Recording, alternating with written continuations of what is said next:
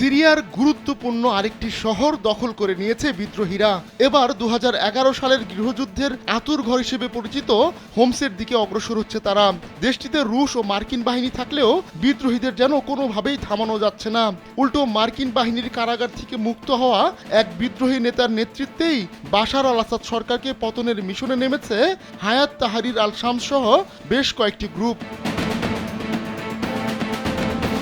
মার্কিন গোয়েন্দাদের ধারণা, সিরিয়ার প্রেসিডেন্ট বাশার আল আসাদের উপর নাখোশ রুশ প্রেসিডেন্ট ভ্লাদিমির পুতিন, আর তাই সিরিয়ায় অনেকটাই নিষ্ক্রিয় হয়ে রয়েছে রুশ বাহিনী।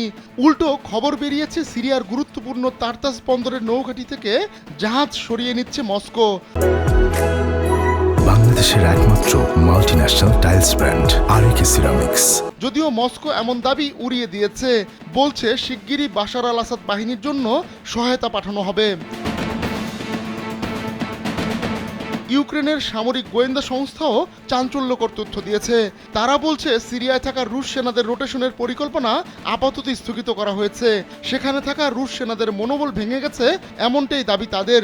গোয়েন্দা সংস্থাটি বলছে বিদ্রোহীদের আচমকা হামলায় অনেক সেনা সদস্য অস্ত্রশস্ত্র ফেলেই পালিয়েছে।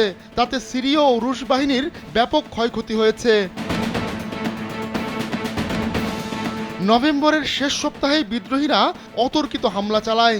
এতে সিরিয়ার দ্বিতীয় বৃহত্তম শহর আলেপ্পো বাশার আল আসাদের হাতছাড়া হয়। এরপর গেল বৃহস্পতিবার বিদ্রোহীদের হাতে লাগে সিরিয়ার আরেকটি গুরুত্বপূর্ণ শহর হামা। এখন খুব দ্রুত হোমসের দিকে অগ্রসর হচ্ছে তারা।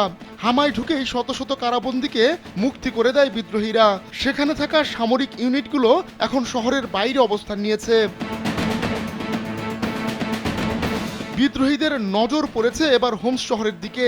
এই শহরকে ঘিরেই শুরু হয়েছিল 2011 সালের গণতন্ত্রপন্থী বিপ্লব, যা পরে গৃহযুদ্ধের সূত্রপাত করে।